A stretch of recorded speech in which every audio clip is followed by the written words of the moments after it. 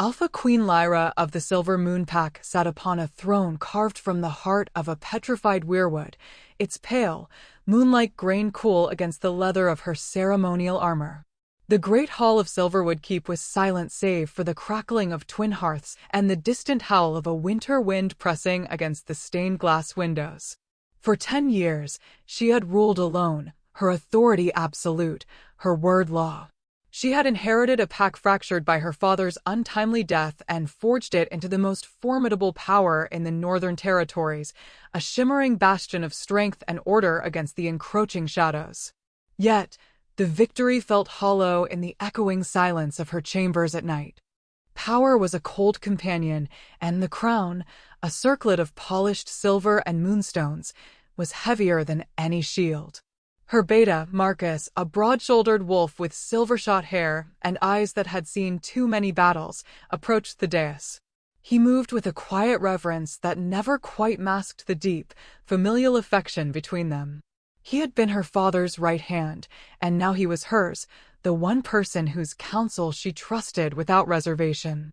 He bowed his head, not in supplication, but in respect. "My queen," he began, his voice a low rumble. "The patrols have returned from the sunken glade. They found him." Lyra's fingers tightened on the arm of her throne. The sunken glade was sacred, the site of the original pact between their ancestors and the moon spirit. No one entered without permission. Trespassing was a grave offense. "A spy from the Obsidian Claw Pack," she asked, her voice calm and level, betraying none of the cold dread that coiled in her gut. The Obsidian Claws, led by the ruthless Alpha Varric, had been testing her borders for months, their provocations growing bolder with each passing moon. "No, your majesty," Marcus replied, his gaze grim. "Worse in some ways. He's a rogue. No pack sent on him but his own, and it's wild. He fought like a cornered demon. Took 6 of our best warriors to subdue him, and even then, only after he was grievously wounded. A rogue."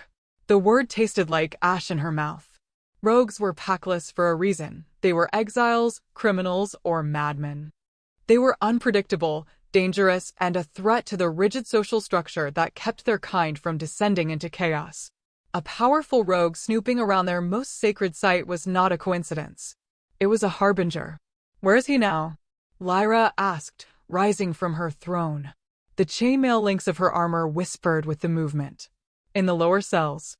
The ones carved from the mountain's root. He said nothing since they chained him." Lyra descended the dais, her fur-lined cloak sweeping behind her. "I will see him myself." Marcus's brow furrowed in concern. "Lyra, that is not necessary. Allow me to conduct the interrogation. He is just a rogue. He is beneath your notice." She paused, placing a hand on his arm. The gesture was both a comfort and a command. "This feels different, Marcus. Varric is cunning. He would not send one of his own marked wolves for such a sensitive task. He might use an expendable piece, a desperate rogue for hire. I need to look into this wolf's eyes myself. I need to scent the truth of him." Her decision was made. The Alpha Queen would descend into the darkness of her own dungeon, unaware that she was not walking toward a prisoner, but toward the shattering of her entire world. The air grew colder with every step she took down the winding stone staircase. The torchlight flickered, casting long, dancing shadows that seemed to writhe like living things on the damp, weeping walls. The opulent tapestries and polished silver of the upper keep gave way to raw, hewn stone that smelled of wet earth, iron, and old sorrow. This was the foundation of her power, the place where justice was meted out in its rawest form, and it was a part of her kingdom she seldom visited. The dungeons were a grim necessity, a tool of her rule, but she took no pleasure in them. Down here, the scent of fear was a physical presence, a cloying miasma that clung to the back of the throat. The guards, clad in dark steel and wolf pelts, straightened as she passed, their expressions a mixture of awe and unease. The queen never came down here. Marcus walked silently beside her, a massive war axe strapped to his back, his presence a silent promise of protection. "The healers tended to his wounds," he murmured, his voice low in the oppressive quiet. "Enough to keep him alive for questioning. He has a broken rib, several deep lacerations. He will not be a physical threat. Lyra nodded, her focus already narrowing as they approached the final, iron-banded door. Two guards, their faces grim, unlocked the heavy bolts. The sound of metal grinding against metal echoed down the corridor, a final, grating note before the plunge into absolute darkness. The cell beyond was a pit, its only light a sliver from the torch in the hallway. The smell hit her first. It was the scent of blood, sweat, and defiance. But underneath it, almost hidden, was something else. Something wild and elemental, like a storm gathering over an ancient forest, the smell of pine after a lightning strike, of clean earth and raging rivers. It was a scent that bypassed her mind and spoke directly to the ancient, primal wolf that slumbered within her soul. Her inner wolf stirred, not with aggression, but with a deep, unsettling curiosity. She stepped across the threshold, her eyes adjusting to the gloom. He was chained to the far wall, his wrists held high by thick, iron manacles bolted into the stone.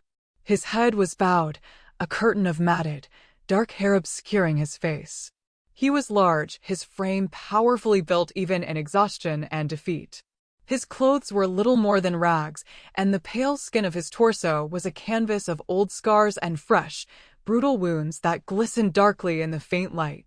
He was a creature of violence, a testament to a hard and unforgiving life. He was everything she, as a ruler who prized order and stability, should have despised. "Leave us," Lyra commanded, her voice steady despite the strange thrumming that had started under her skin. The guards and Marcus hesitated. "I will be fine. Stay outside the door." Reluctantly, they withdrew, pulling the heavy door almost shut, leaving only a crack for the torchlight to spill through. The silence that descended was thick and heavy. For a long moment, she simply watched him, this broken thing chained to her wall. He didn't move, didn't even seem to be breathing. He could have been a statue carved from shadow and pain. She took a step closer, then another. The strange, compelling scent grew stronger, weaving itself into the air around her, a complex tapestry of wilderness and strength. It was a rogue scent, yes, but it was cleaner, purer than any she had ever encountered. It lacked the sour tang of madness or the bitter edge of desperation that clung to most packless wolves. "You were found on sacred ground," she began, her voice the cool, clipped tone of the Alpha Queen. It was a voice that had made hardened warriors tremble. "Trespassing in the sunken glade carries a sentence of death. Give me a reason to spare your life. Who sent you? Was it Varric of the Obsidian Claw?" The rogue's head lifted slowly, as if the movement cost him a great deal of effort. The curtain of hair fell away, and for the first time, she saw his face. It was a harsh, angular face, stubbled with a dark beard and marked by a fresh cut across his cheekbone. But it was his eyes that stole the air from her lungs. They were the color of molten gold, and they burned with an unyielding, untamable fire. There was no fear in them, no submission, only a weary, defiant pride. He looked at her, truly looked at her, and in that instant, a jolt, sharp and electric, shot through her. The wolf within her rose up, not to snarl, but to whine, a sound of profound and agonizing recognition. His gaze swept over her, taking in the silver circlet on her brow, the fine chainmail, the regal bearing. A flicker of something, surprise, perhaps even irony, crossed his features. But then his nostrils flared subtly, and the burning intensity in his eyes sharpened into something else entirely. Shock. Disbelief. A raw, vulnerable wonder that shattered his defiant mask.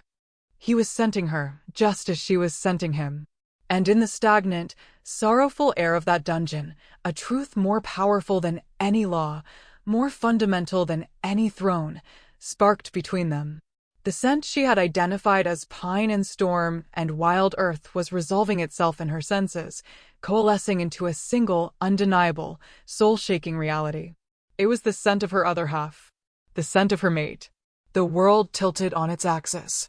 The stone walls of the dungeon seemed to melt away, the clanking of his chains faded to a distant echo. All that existed was the golden gaze of the rogue chained to her wall and the impossible, cataclysmic scent that was now flooding her senses, overwhelming her, claiming her. Her mate. The one being in all of creation forged for her, the missing piece of her soul. The fates, in their infinite and cruel wisdom, had delivered him to her not as a triumphant king to stand by her side, but as a bleeding, nameless prisoner in her own dungeon. The irony was so bitter it was almost a physical blow. For a decade she had ruled, had sacrificed, had built an empire of solitude, all while a part of her soul had been wandering the wilderness, lost and alone. He tried to shift, the movement pulling at the chains and drawing a sharp hiss of pain from his lips. "Who are you?" he rasped, his voice rough from disuse and thirst.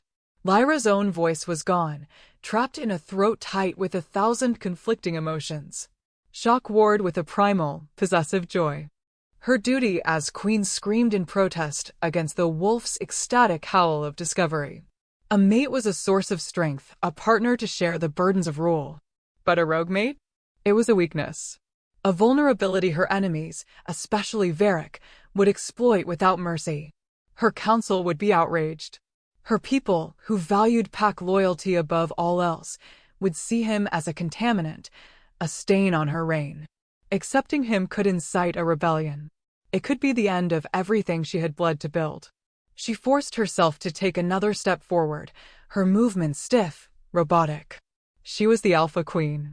She had to be in control. She had to maintain the mask of command, even as her entire world was being unmade and remade before her eyes. The interrogation, her questions about the Obsidian Claw Pack, all of it seemed like a foolish charade from another lifetime. There was only one question that mattered now, and it had no easy answer. She needed to be closer, to confirm what her senses were screaming at her. She had to be sure.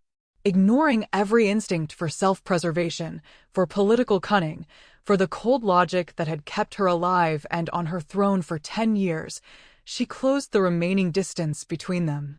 She stood before him, so close she could feel the faint heat radiating from his skin, see the flecks of amber in his golden eyes.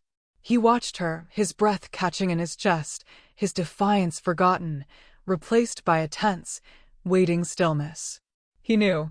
He could smell it on her, too, the scent of moonflowers and silver, the scent of his own fate. Slowly, she raised a hand, not to strike, but to touch. Her fingers trembled slightly as she brushed the matted hair from his forehead. His skin was hot with fever, but firm beneath her touch.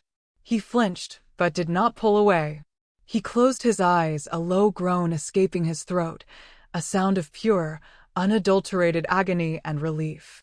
The brief contact was like lightning striking her soul, a current of pure energy that sealed the bond, making it terrifyingly, irrevocably real. She let her hand fall away, her composure fracturing. She leaned in, drawn by an inescapable force, her face just inches from the curve of his neck. She inhaled deeply, filtering out the dungeon's stench of despair and focusing only on him. It was all there, the wildness, the pain, the loneliness, the unbreakable strength.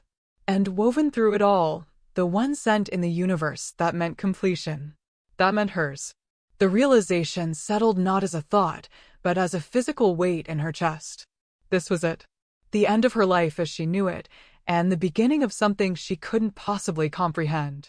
The words escaped her lips before she could stop them, a sound that was not a queen's command, but a woman's raw, whispered confession. "You smell like fate." The words hung in the air between them, imbued with all the power of the destiny they represented. Cale's eyes snapped open, the gold in them blazing. The last vestiges of the rogue's hardened mask crumbled, revealing the soul of the man beneath. He stared at her, and she saw her own shock, her own terror, and her own reluctant, world-altering hope reflected back at her. The chains rattled as he strained against them, not with aggression, but with a desperate, instinctual need to close the distance she had created. "And you," he breathed, his voice cracking with an emotion so profound it made her heart ache. "You smell like home." Lyra stumbled back as if physically struck, her hand flying to her mouth. Home. He was a man with no pack, no place to belong, and he had found his home in her, his captor. the queen who held his life in her hands. The weight of the situation crashed down upon her with the force of a tidal wave. Duty, politics, war, the expectations of her people, the scheming of her enemies. All of it swirled in a chaotic tempest in her mind. To claim him would be to declare war on the established order. To reject him would be to tear out her own soul, a slow, agonizing suicide that would leave her a hollow shell of a queen, ruling over an empire of dust. The bond, now acknowledged, was already beginning to settle, a warm, pulling sensation deep in her core. To deny it now would cause a pain she couldn't imagine. Her mind, honed by years of strategic thinking, began to race, searching for a path through the wreckage of her certainty. She could not leave him here. To leave her mate in a cold, dark cell, chained and wounded, was anathema to her very being. The wolf inside her snarled at the mere thought. But she could not bring him to her chambers, either. To elevate a nameless rogue to her side overnight would be an act of political madness. She needed time. She needed information. She had to discover who he truly was, why he was in her lands, and whether he was an unwitting pawn or a willing participant in some darker game. Her heart might have recognized him, but her mind still saw a threat. She turned, her back to him, needing to break the pull of his golden gaze. She fought to rebuild the walls around her heart, to put the Alpha Queen's mask back in place. Marcus, she called, her voice sharp, regaining its familiar edge of command. The door creaked open instantly, and her beta stepped inside, his eyes darting from her pale face to the prisoner, whose expression had shifted from defiance to a raw, bewildered intensity. "My queen?" Marcus asked, sensing the monumental shift in the room's atmosphere. "Have this prisoner unshackled," Lyra ordered, not looking at Cale. She could feel his stare on her back, a physical weight. "Take him to the North Tower, to the guest quarters. See that his wounds are properly tended to by my personal physician. Post a guard, but they are to remain outside his door. He is to be given food, water, and clean clothes. He is not to be harmed or questioned further until I give the order." Marcus stared at her, his jaw slack with disbelief. The guest quarters in the North Tower were reserved for visiting dignitaries, for allied alphas. To move a rogue prisoner there was unheard of. It was a sign of immense, inexplicable favor. "Lyra, I don't understand." "You don't have to understand, Marcus," she said, her voice dangerously quiet. "You only have to obey." He saw the flint in her eyes and bowed his head, chastened. "As you command, my queen," he gestured for the guards to enter, their own faces a mask of confusion, as they began the noisy work of unfastening the heavy iron manacles. Lyra walked out of the cell without a backward glance. She could not bear to look at him again, to see the hope and confusion warring in his eyes. She swept past the dumbfounded guards and ascended the stone steps, moving from the cold darkness back toward the light. But the world she returned to was not the same one she had left. The familiar halls of her keep now felt alien, the throne in the great hall a symbol not of her power, but of her gilded cage. She had gone down into her dungeon to interrogate an enemy, and she had emerged bound to him for eternity. The scent of fate, of pine and lightning and wild earth, clung to her like a second skin, a constant, maddening reminder of the impossible choice that now lay before her. The Alpha Queen had found her mate, and in doing so, had perhaps just signed the death warrant for her reign.